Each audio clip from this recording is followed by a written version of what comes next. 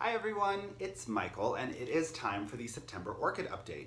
And I am so excited to do this because there's been a lot of really interesting changes, or at least interesting to me.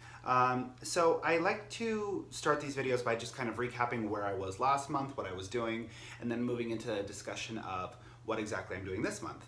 So last month we talked about three big things that I was implementing. One was using only distilled water as opposed to engaging with tap water at all. And that was because TDS and pH was way too high with the tap water, and I just had no idea until I started testing for water quality. Discontinuing the use of Physane 20 temporarily. I use Physane 20 to manage algae, but I really wanted to see what it would look like if I just let it run wild and do its thing, and I have some insights about that. And the other thing that I was implementing from last month was alternating a distilled water soak with a nutrient solution soak. So every week when I water, I would go back and forth. And the objective of that was to really help the plants flush any excess nutrient solution and make sure that they could really kind of press reset on their semi-hydroponic grow systems. So all of those things are still very much in place. I am continuing to explore all of those things. But the big difference this month from August to September is that I switched to using Dynagrow. And I'm gonna do a comprehensive compare and contrast between my feelings about the Grow More orchid fertilizer that I was using and the Dynagrow that I'm currently using. But first impressions, I gotta tell you, I am obsessed. I'm really liking Dynagrow. I feel like the plants are responding positively to it, I'm responding positively to it, and it just, being in a liquid formula as opposed to a powder formula seems to be very well suited to a semi-hydroponic grow system. I never had any issues with Grow More using the powder system before or having it fully incorporate into the water, but there's something about leca pellets that just seem to, I don't know, it seems to really want to just kind of dematerialize that from the water. But I think that there's been a lot of positive impact from using Dynagrow. So I think that is, well, and I'm also continuing to not use Physane 20. You guys feel very passionately about this. I get so many comments about like, I can't believe you're using that poison on your plants. Why would you do that? And hopefully the impact of not using it is gonna give you an insight as to why I was using it and why I may potentially revisit it. When it comes to successful growing, I'm not operating on matters of principle. I'm operating on results, which seems really cold, but that's how I'm assessing how I'm gonna move forward and how I'm going to appraise my success as I go through these things. So all that being said, we can go ahead and jump in. So really briefly, I just kind of want to show you exactly where everything is placed so you have a general concept of the light levels they are getting. These are just some other beautiful plants that I have in semi-hydro, not orchids. But the two experimental phals that I have for the urea versus urea-free experiment, they are both right here. Then over this way, I have a couple more phals. Another phal right up there.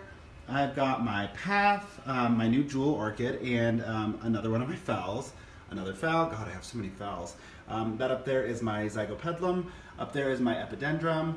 I have my, oh gosh, why can't I ever remember these names while I'm making these videos? That is my Catasetum. That is my Ascocenda. And up there is my Cattleya Purple Blue Hawaii. Down here I have my Yuan Gold Cattleya. I also have a frag. Down here, no ID Oncidium. That is my Aloha. Then we've got the Bulbophyllum. We have more Oncidium types. We have Dendrobium, and we also have the Psychopsis. Up here, more Bulbophyllum. That is the Maxillaria Tenufolia. That is my Dendrobium tandrinum, the brand new one. That right there, believe it or not, is my Cloecia Rebecca Northern. And then right in that corner there is another frag. So those are all the ones. Oh, also just, can we marvel at how ginormous Phil has become? He's really just loving his life right now. But I'll take you to the bedroom. I have a few more in there. So here is where I have my Wild Willie Pacific Northwest, I think is its name, Oncidium. This is a division of one of my no ID Oncidiums. And then over this way, I know it looks so sad. This is my, Eulophia pedersii. I actually had to like edit around that because it took so long for me to figure out what the hell it's called. And then right here I have my Miltonia Sunset. I hiccuped while I said that. I'm not having a heart attack, I promise. And then over this way I still have my Cypripedium acol. and we will get to all those in just a moment. So now you know where everything is, you know generally the kind of light it's getting, so that is our starting point. Now let's take them all into one centralized area and talk about them. Starting with number 1, we have my no ID Phalaenopsis, and this guy is just slowly but surely getting better and better. You can see that the new leaf growth is pretty small, but it's getting bigger each time it puts out a new leaf. Also, that super random Keiki is continuing to develop, so I'm just going to let that continue to do its thing. One of the things you'll notice about all my Phalaenopsis, I have returned to just letting water sit in the reservoir, and the reason for that is they seem to be adapting so much better now that they are not on a heat mat. It's so peculiar, but I think the heat just like over inundated the roots with humidity and killed them. But just like this, the roots are adapting. And it's strange because even when the root tips will blacken, you'll think, oh no, it doesn't like it. But then suddenly they'll branch off, like there, you can see right there. That's what happened with this guy. It just stopped and then started growing out of itself. So I'm going to continue on that path with my phals. On to number 2. This is my Cattleya Yuan Gold. And I honestly just don't know what's going on with this guy. I've had him, he's obviously one of my very, very first orchids. You can see that its leaf is starting to yellow, but it's peculiar because, well, and this has seen better days. It was really mistreated. I repotted it and repotted it and repotted it in classic medium because I didn't know what I was doing at the time. But it looks like it is putting out, if I bring you in close here, it's putting out new roots right there. So maybe it is adapting, maybe it isn't.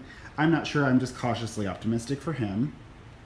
But if there was a prize for most accomplished orchid in semi-hydroponics, it would go to number 3. This is my Wilsonara Aloha Halloween. Yeah, that's it. But just look at this guy go. It refuses to be stopped. It refuses to be tamed. It is doing so well. It seems so happy. It has a new growth here. It has a new growth. Where is it? It has 3 new growths. That's a new growth right here. And then also, it is putting out a baby new growth right there. This guy is just doing so phenomenally well. It's just having the time of its life in semi-hydroponics. Just focus. But it is just so happy and healthy and just an example to all the other orchids. Okay, so moving on to number 4. This is my no ID Oncidium. My no ID Oncidium has been touch and go. It's been a bit of a tricky orchid, and each of its pseudobulbs has its own life. So you can see this guy here is plump, it is happy, it is just living its best life. And then its sibling over here is so shriveled. Let's see if I can rotate it. So shriveled, and I'm not sure it's gonna make it, but it does have a new growth coming off of it behind it. However, that new growth is starting to grow that weird accordion pattern on its leaves. You can see it right in there. So that's not ideal. That means it was struggling with its hydration, obviously, because the root system is crap on that bulb. But I did take one of its siblings and pot it by itself, and oddly enough, it is slowly but surely doing really well and starting to plump back up, comparatively, of course. And then if I turn it around, you can see, and this guy is in direct sunlight, so you can see how that impacts algae growth. But there is a nice root system that is starting to form inside of there, so I'm hoping that continues. Over here we have, this is, I believe, number 7 in the collection. This is my Dendrobium Nobile to my kids. And it is just also just such a beautiful, beautiful plant that seems to just be #unbothered. Its transition to semi-hydroponics was super successful. It's continuing to grow roots that are beginning to circle. And again, this is one that I used to treat a lot with Physane, and you can see the algae growth all over the roots, but it seems to be doing just fine, so I'm not messing with it. On to number 8 in the collection. This right here is my Banfieldara. This is the Mystic Maze, and this one it started a tiny baby growth early on when I got it, and it is just since doing so well. That's the new growth, and just like look at the roots. It's just starting to really go nuts and establish itself. So that's pretty cool, and I feel optimistic for his future blooms. This is the Keiki that I took from my mom's plant. And it's such a strange little guy. I just don't understand it. It's not losing any leaves. It doesn't seem to be progressing.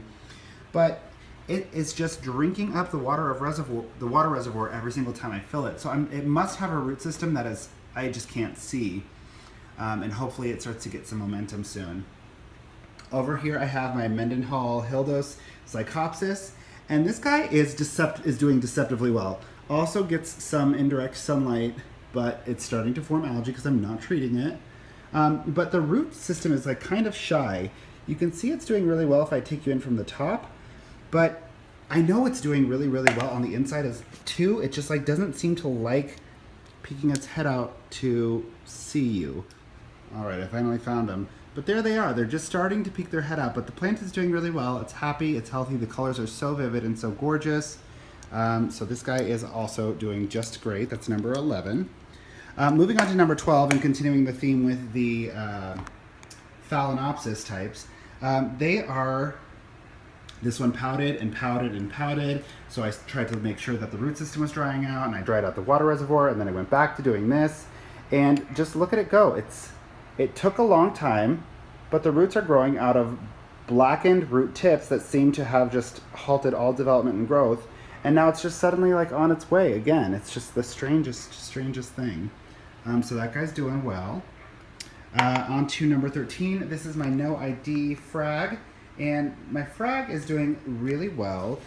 This one pouted for a really long time as well, but the new growths are continuing to put out. You can kind of see if I take you in close. It's starting to put out new leaves on every single one of the new growths, which makes me really, really happy. And I'm hoping this will give me a flower spike soon. I'm not sure when, but it's doing really, really well. And also the tip stopped blackening when I stopped giving it too much nutrient solution. So now what I do is I water just like I water all of my other orchids, except I only give it nutrient solution once a month as opposed to however much all the other plants get it. Over here, this is number 14. This is the Phalaenopsis from my sister's office. Same thing as everything else. So you can see the new leaves are coming in. It has a brand new baby coming out right dead in the center, which is so cute, and I just love it. But if we can, you can see the original size of the leaf, and the new leaves are just slowly working their way back up. But same concept as the rest of the phals. If I rotate it, you will see that it is just starting to peek its root. There it is. It's just starting to peek a new root through the leca, and it's growing off of a blackened root tip. So it's so strange how these adapt, but they eventually do. This is my Sogo Yukidan Phalaenopsis, and it is number, 15 in the collection. But same concept here. And here, this one will give you the most clear snapshot of what I'm talking about when I say it's growing out of a blackened root tip. So the roots here just halted development altogether, turned completely black, and I was so worried. And then look at it. It's just branching off and creating a new root directly from the dead root tip. It's so strange, but that's what's happening. So that guy's doing really well. Now on to I think this is number 17. No, this is number 16. Look at all this algae, you guys. It is so much algae, and to be quite frank, I don't care for it. I don't like all this algae. So this gets direct sunlight, and that is causing the massive algae growth. And even though I don't care for it, look at how fat and juicy those new bulbs are. That wasn't happening when I was treating with Physane all the time and getting rid of the algae. So just leaving the algae alone seems to be really, really beneficial to the growth of this plant specifically. So I guess my game plan as it pertains to treating the algae is I think I'm just going to let it do its thing, and at some point I will repot, probably when it's in dormancy and its roots don't matter as much. Another gold star winner for adaptation to semi-hydroponics goes quite unexpectedly to my Ascocenda. Guys, look at this. Look at all the beautiful green root tips. It is just really enjoying its life in semi-hydroponics. And if it was just on top of the medium, I would be concerned. But this is continuing down into the medium as well. If you take a look, you can see, look at that gorgeous new root coming down into the medium. All of this right over here, all of these guys, that's all brand new root. And then continuing it on, let's see, oh, I gotta probably pick it up. Where did you go? Look at that guy there too. It is just really, really oddly enjoying semi-hydroponics, and this is the one that I thought was the least likely to adapt. Because it's a Vandaceous orchid. It seems like it shouldn't like it, but it just does. So looking forward to seeing that guy's future. You can also see the algae developing since I have stopped treating with Physane. Now moving on to my Zygopetalum. This guy's also doing really well. If I take you in close to the base, you can see the bulbs are actually kind of, significantly shriveled. But the new growth is doing its thing. It's putting down some lovely new roots. And let me see, there's another new growth on the back side.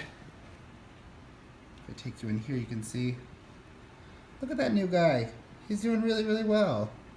Seems to be living his life and putting out roots everywhere, so I'm really, really happy about that. Now, if I take you in, I have a continued saga of frustration with my Bulbophyllum orchids. I just don't know what is happening with them. These, even though I've never used fertilizer since the last time we talked, I'm trying to flush out all of this mineral buildup on the pellets, and it just stays there. So I'm not sure what's going on with it, but it just seems, this one specifically is really, really resistant to adapting. So that was number 18, or I'm sorry, that was number 19. Over here, I have number 20, and this is its brother, the Bulbophyllum Ambrosia, and it is just doing its thing. Look at that root, and like, look how cute and fat the little bulbs are getting. So this guy's doing really, really well, in spite of the fact that it also has a significant amount of mineral buildup, and I'm not quite sure what's wrong with that, but it's happening. On to the one that everyone has been asking about, my Paphiopedilum Pinocchio Lowii hybrid, which, and I'll link the video below. I had to treat this guy for brown rot a little while ago, and I was super concerned I was going to lose the rest of the plant. I had to remove about 50% of the plant tissue, but I am so happy to report it is doing just beautifully. It seems happy, it's healthy, it's not rotting anymore, and the roots seem to be adapting nicely to the medium, and it seems to be doing so well, in fact, that there is a new growth right at the base of the plant, which makes me so happy. So that's a really positive sign. It seems to be making its way back to life. So that's awesome. Now moving on to number 22, this is my Maxillaria Tenufolia. And this is another one of the frustrating ones, just like my Bulbophyllums. I just can't quite pinpoint what it doesn't like, but it has its roots that are exposed have just been molded like this for some time. Now, some of my other orchids have gone through this during their transition to semi-hydroponics. And eventually the white mold just subsides. So I'm hoping that'll happen at some point, but this has been going on for a while. But at the same time, I am trying to not over-treat these orchids. I'm trying to not use Physan. I'm trying to not use chemical treatments in general. So I could just spritz it with hydrogen peroxide, but that also sets the plant back to an extent. So I'm really just going to see if this will resolve itself and hope for the best. Now moving on to number 23, this is my Maltonia Sunset. I'm sorry, this is number 24. And number 24 is doing just great. So as I said, the flower spike over here aborted, which was really, really unfortunate because I was hoping I would see blooms sooner rather than later. But it is now finally, after all this time, starting to adapt. You can see, look at all those little green root tips that are just starting to emerge. And if you look right in at the center of the screen, you'll see there's a brand new growth at the base of this one. So it is starting to adapt. It is starting to get comfortable. The old roots do not look fantastic, but it is on its way to adaptation, which makes me really happy. Moving on to number 25, this is my Epidendrum Green Hornet, which also I thought was super pissed because of just like, look at the volume of mineral buildup. It just seemed super unhappy, but then I realized none of the pseudobulbs have shriveled. They're still super plump and happy. And then when I look at it, the roots are actually going nuts in here. They're just kind of finding their way and doing their thing. So I'm not sure why there is the mineral buildup that there is. And again, I've continued to flush with distilled water to resolve that matter. But it does seem to be adapting quite nicely to semi-hydroponics, which makes me thrilled. Over here, I have my Aloha, and it is, you can see the pseudobulbs are just looking a little shriveled. And for a while I was concerned about it, but it has just, maybe like in the last 6 or 7 days, started to put down a lot of brand new green roots and really start to adapt to semi-hydro. It just seems like it's now well on its way. It just needed a moment to pout, which is a pretty common theme. So that seems like it's doing well. Now, a very, very confusing story is unfolding with my, well, this is number 27. This is my Memoria Maritza Rolando Phragmipedium, and it put out this lovely, lovely spike, and then this spike put out another spike, and then that spike aborted, and I thought, okay, well, certainly it's going to withdraw the energy from this one. And this one's just hanging around, and I'm not sure what or why. It's like, I just don't know what's going on with it, because I was like, well, maybe the root system isn't as healthy as I thought it was. But the root system is continuing to put down a lot of new roots too, so let me see if I can track them down. Like, look right there. There is some significant new root growth that's happening in the container. So I'm not quite sure what happened with the flower spike. Maybe it was a product of lighting, I'm not sure, but This one is a bit of a mystery to me at the moment. Moving on, this is my Cattleya Purple Blue Hawaii, which everyone knows that I just adore because it smells so nice. It finally dropped its bloom, which lasted way longer than a Cattleya bloom should. It lasted almost a full month, which is so bizarre. But then its root system really started to adapt really quickly and really nicely to semi-hydroponics, which is so the opposite of the other Cattleya in my collection. And look, it has a new growth coming in right there. And it also has another new growth coming in right there, which makes me super, super happy. It's just so strange how quickly this one adapted in comparison to the other Cattleya, number 2 in my collection.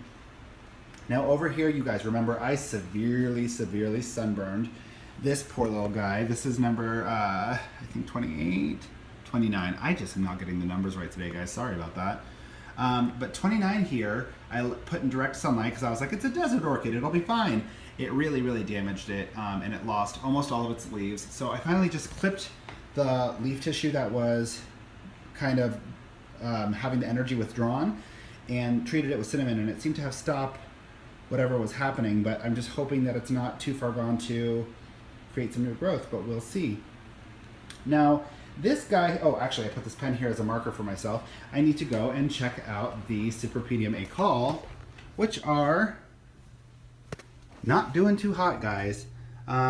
These guys have not made any progress forward in any way, and perhaps more interestingly, they are starting to withdraw their energy from the leaves. Now, I do know that these are deciduous. I don't know if that's the right word for it, but they are seasonal, and the leaves will die back, and then there's a little bulb that will grow in. You can see, look how badly dried out this one is. But these are intended for, these shouldn't have ever, ever, ever come into a domestic environment. I should have done my research before I got them, but I am going to transfer them to an outdoor container and see if that helps them out a bit, and then continue to water with highly acidic water and see if that helps them. But those are number 30. Number 31 is my Pacific Bingo Wild Willie Oncidium. I'm not sure if I'm getting that name right, but it's weird because I was like, oh no, look at the pseudobulbs, they're withdrawing all of their energy, and then bam, look at this little guy, just like out of nowhere, just came out kicking with this beautiful new growth.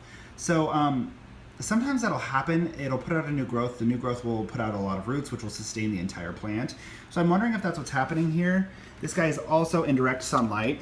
Not all day direct sunlight. It only gets about 3 or 4 hours. But look at the volume of algae growth without getting treated with Physan. So continuing to watch that, but also seeing if that leaving it alone will just really, really help. Over here, I have number 32 in my collection. This is my, oh gosh, Cloacia Rebecca Northern, and it has finally dropped all of its leaves. It's still pretty plump inside of there, but I don't know. I don't know if I killed this plant by sunburning it. I don't know what's going on. It doesn't seem to be drinking the water that's in the water reservoir. But again, we're transitioning to fall, and I'm seeing a lot of my orchids slow down in their growth. And I'm just wondering if, well, I'm hoping that's what's happening here, but we'll see. This is my new Dendrobium tangerinium, which I absolutely adore. I was going to just leave it completely alone and not repot it, but once again, I always come back to just repot your plant, because when I took a closer look at the roots, I started to notice that they had been munched, there were snails, and if I had just noticed that sooner, I would have been able to treat it sooner. So I went ahead and repotted, and now it seems to be doing just fine. I'm hoping it has the same vigorous kind of growth that number 7 does, my other Dendrobium, but we shall see. And last but not least, we have the jewel orchid that my boss gave me, which is so beautiful, the Ludicea. And it's interesting because I put it into semi-hydroponics. It has been just gulping down the water, which I think is good. It's dropping a leaf here, but that's a setback that I think is to be expected.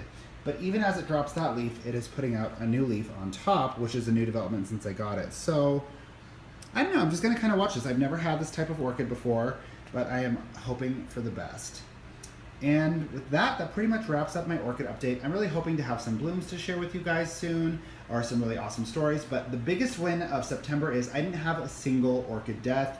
That's a big win for me, yay! But I love you guys so much. Thank you so much for tuning in. And just keep watching. This is such an interesting process to see, because these have all been staggered in terms of the timeline on which they were put into semi-hydroponics, and I'm just starting to see momentum with a lot of them.